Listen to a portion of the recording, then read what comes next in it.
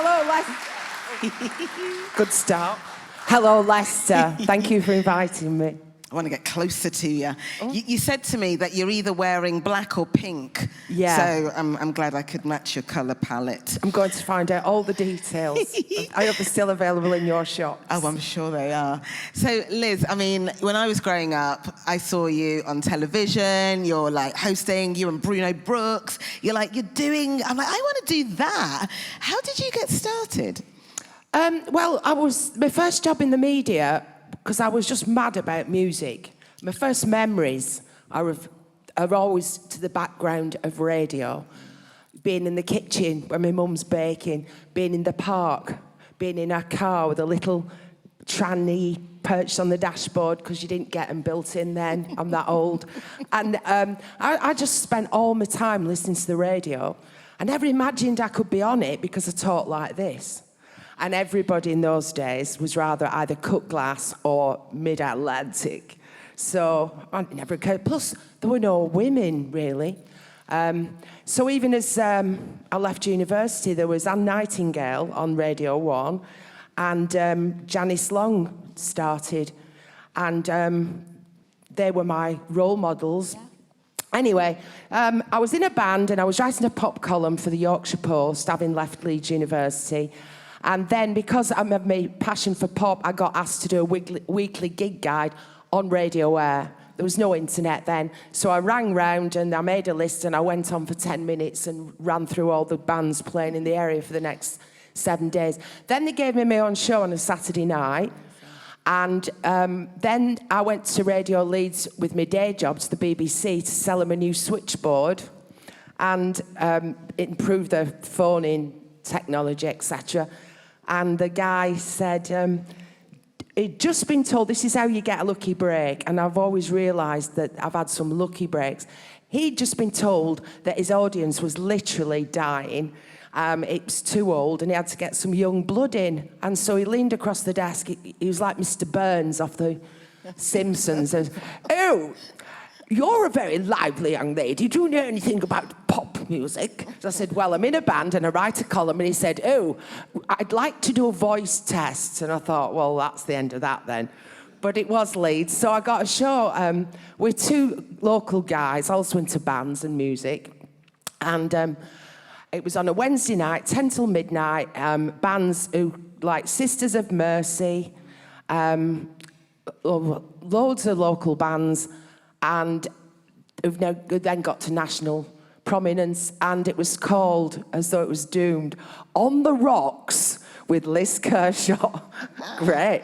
So that was my start, and then I went from that to getting onto Radio 1, because in those days, that was the career path, and I think it's really sad now that you know, people like Simon Mayo and Nicky Campbell and Bruno was on Radio Stoke, and you cut your teeth in the local community, and then you got spotted, and you were, you know, taken on to national radio, and there's no such BBC talent breeding, nurturing now.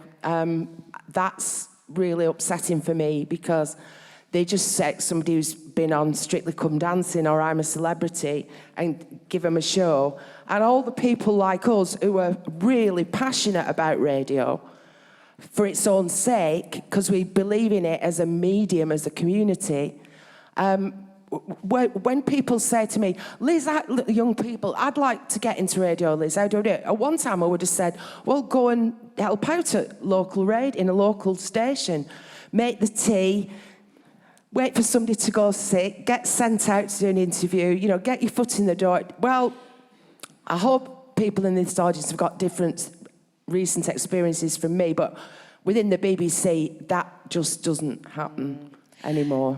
It doesn't happen, but I mean, there are still many avenues into getting it. We've seen some examples. Oh yeah, then this is really thrilling, and it's good that somebody's doing this now for the love of radio. Yeah.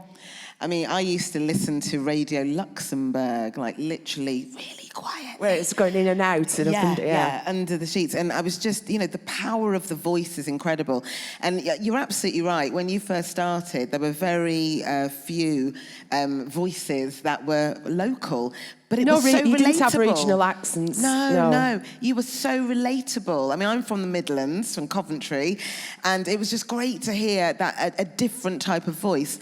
So who were your biggest sort of inspirations? You talked about Janice Long, you know, you talked about those women. But, you know, going forwards, after you sort of made your way, was there anybody else in your life that you were, like, aspired to or supported you as a mentor?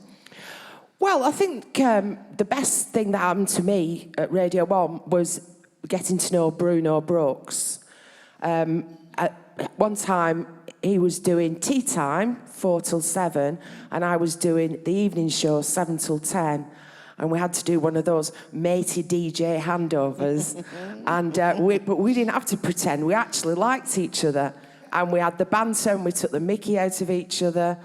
And then they paired me up with somebody else on the station to do weekend breakfast, Saturdays and Sundays, 7 till 10.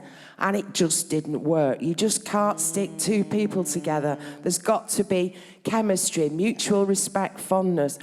And when this guy went on holiday, they said to me, who would you like to present with for the next fortnight, Liz? And I said, Bruno.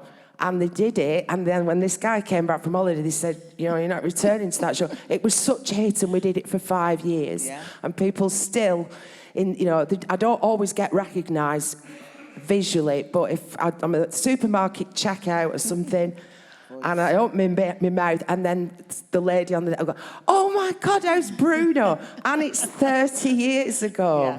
Yeah. You know, so And I think that inspired me. And then there were other people I really, you know, rated, still do. He was at Radio 1, he was at 5 Live when I was at 5 Live. Nicky Campbell, very intelligent guy, very funny and bitchy behind the scenes. I did also admire Johnny Walker when I was growing up, and then it was the thrill to be his great mate, DJ colleague. You know, Alan Freeman, you know, to meet him, Paul Gambaccini, wow. You know, and he's still broadcasting. He is. I mean, did you have any idea at the time that you were one of few people who had made it? Did you think, oh, this is a privileged position? Oh, God, yeah. I mean, to be on Radio 1 from 1987, it was like being a pop star. And, you know, going on the roadshow in the summer in a big articulated truck, rolling into town, looking out on the seafront and seeing tens of thousands of people, some hanging from lampposts. I just, I couldn't take it in.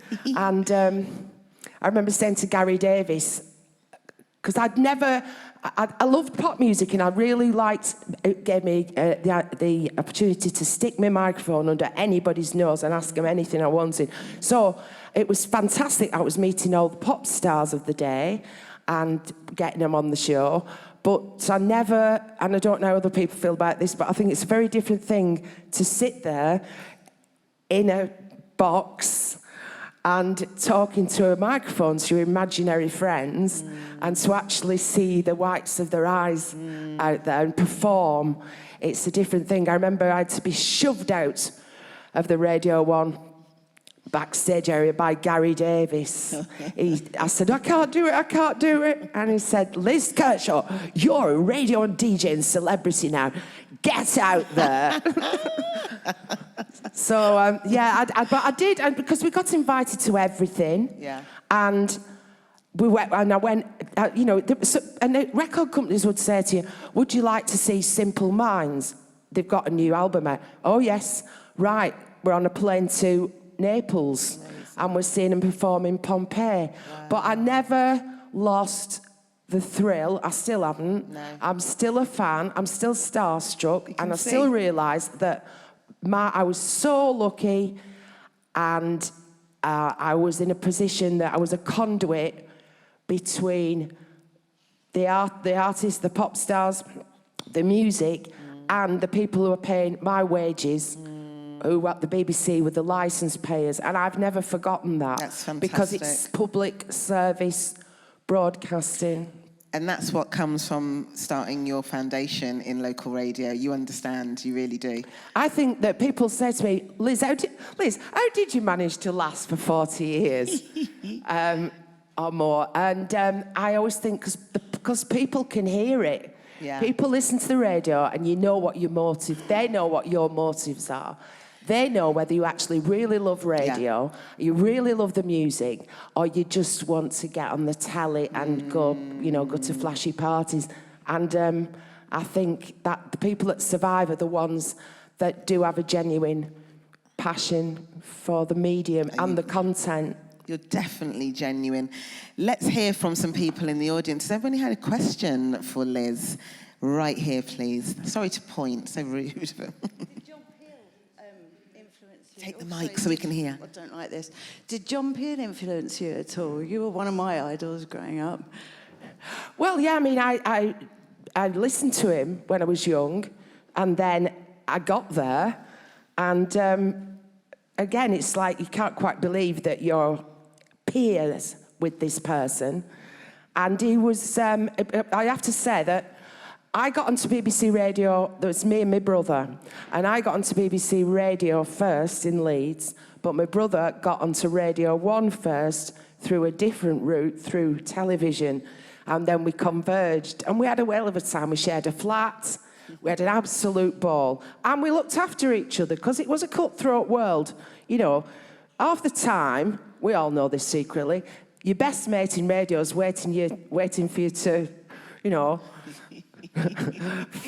fall off the perch so that they can have your show. So me and my brother were really fun. Plus, we had this there were 2 floors at Radio 1. The 3rd floor where everybody who liked music had an office, and the 4th floor where people who drove Porsches and wore satin jackets and open nightclubs had their offices. And the 3rd floor was definitely a family and a clique we were happy to be part of. So you had Johnny Walker, Anne Nightingale, John Peel, Janice Long. And it was like a little family. And John Peel and his producer, John Walters, thought me and our Andrew were a couple of oiks. And it's like, salad? She's having salad. A lettuce, a piece of tomato, a slice of ham. And so, you know, we should be more adventurous. And you know, we went to John Walters' house. Peel was there one Sunday for a party, and we went home on the train to London, and we went to the wrong side of the tracks and ended up in Brighton or something. And they were very exasperated with us. But they were very protective towards us. Now, I have to say, and then John Walters died, you know, really shockingly quickly. And then Peel died on his holidays in Peru. I'd just been to his 65th birthday party. And, you know, there have been loads of stories since, but all I can say is that they were paternal and supportive. Thank you. Does anybody else have a question for Liz? Looking around. Yes, please. Stephen Dixon, discuss. Has he given you a new lease of life? Stephen Dixon? Yes. Well, I don't think Stephen Dixon gives either my personal or career life anything, really. But do you enjoy working with him now? Has he given you a new sort of semi-career sort of review in the papers on Sky and now on GB News? Well, if people don't know what you mean, I've been reviewing the papers on Sky since 2015. And then when GB News started, Eamon Holmes had already left Sky, but started on GB News, and he was the one that got me onto GB News. And I was on with Eamon for over a year, and then he went off long-term sick. So I hope to be on weekdays with Eamon again soon. I was on Tuesday, so... but Eamon wasn't. He was off on holiday. So we'll see how it goes. But I really love it. And what people don't realise, as we've talked about pop radio, is I was on news and current affairs radio for 6 years with the old Radio 5, and then it became 5 Live. And then I did 9 years on BBC Local Radio Northampton breakfast show on my own, the only woman in the country doing that on a BBC station, and then on Coventry and Warwickshire. So I've interviewed prime ministers, cabinet ministers, MPs. You know, I've done all that. So I'm just a news junkie as well. So I don't really have to prepare to go on the telly and talk about what's in the Telegraph, which I'm also writing for now. So, yeah, I enjoy music and politics. So, yeah, I hope to be able to continue with that. Thank you, Liz. We have a question here as well. Hello, Liz. Hiya. Now, obviously, you're talking about your career lasting so long. 2 questions combined into one. How can I put this? Do you regret anything, and would you do it all over again exactly the same way? Excuse me. Yes, I would do it the same way, because as in your kind introduction, I've been a pioneer. So when I got there, I fell into it accidentally. I loved it. But looking round, I realised, there's something not quite right. For a start, there were 25 men on Radio 1 and 3 women. I campaigned for that until the Director General of the day in 2013, excuse me, I'm just getting you a water. finally said, we are going to have 50% on-air talent female. I thought, it's only taken that. I've been all sorts of things. I mean, no, I'm proud of what I've done. Also, I was on air when Jimmy Savile died. And as it happens, I don't like to flatter him by using a phrasing, but a man in a suit came into the studio, and I thought, oh no, who's died now?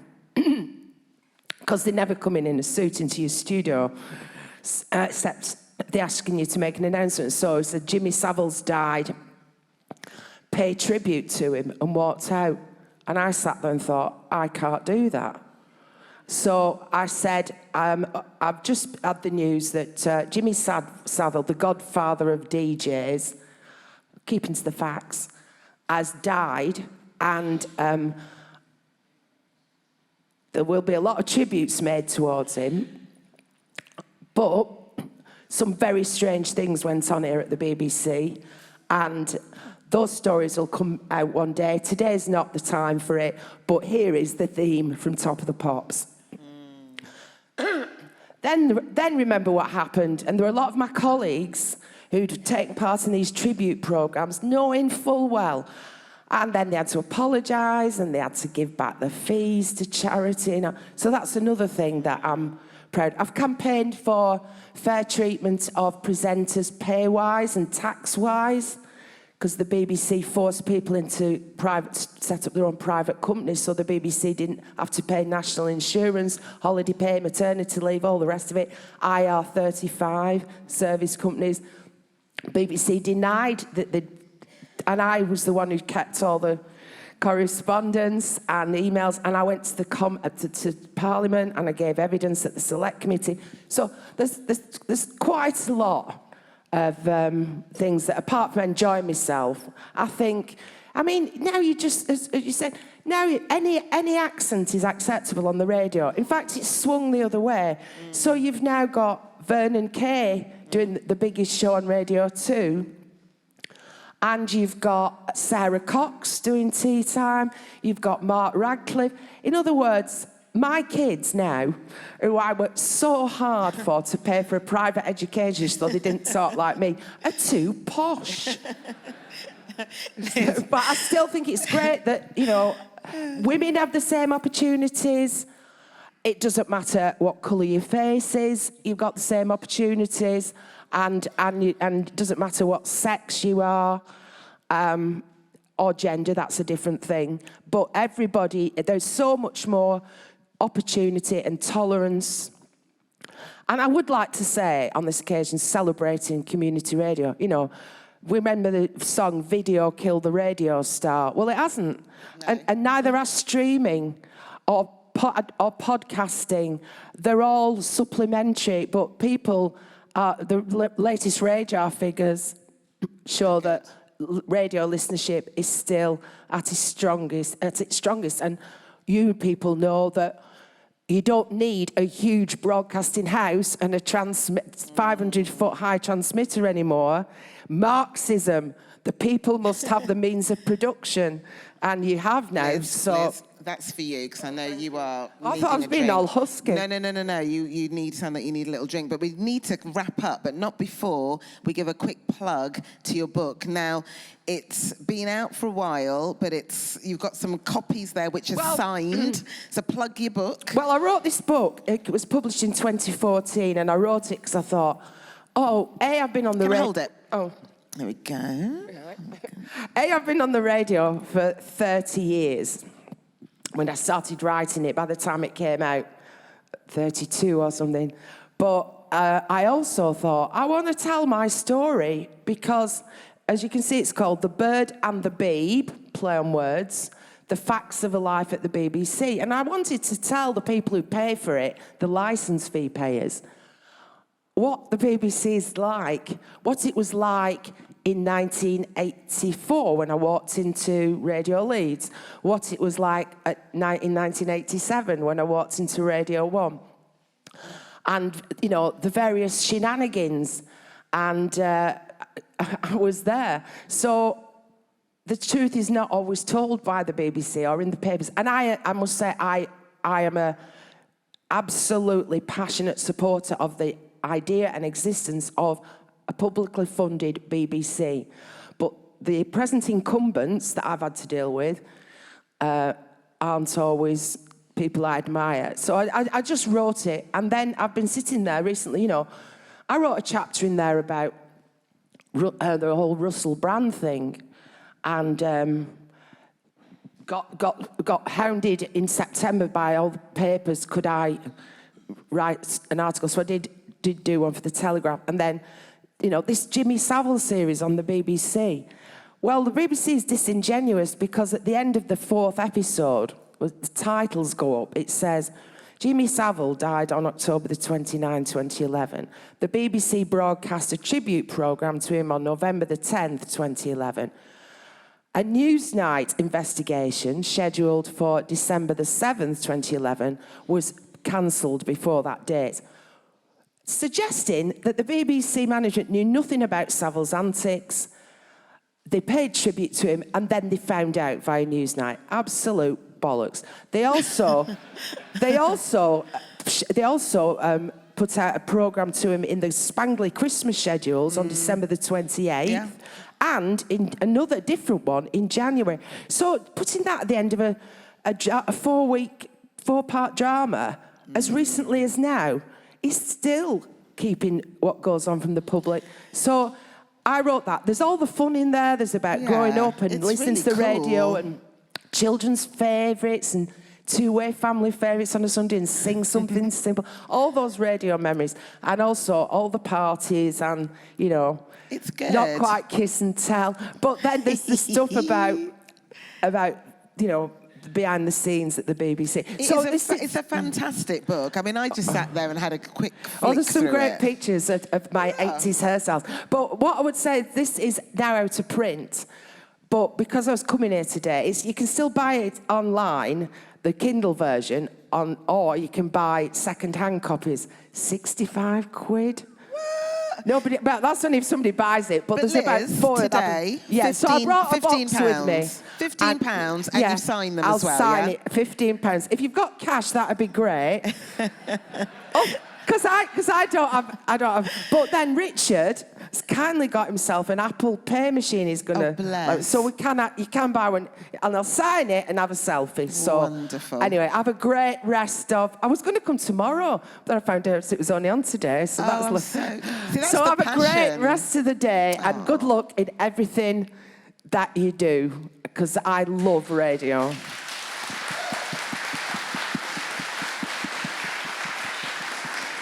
Liz Kershaw, everyone.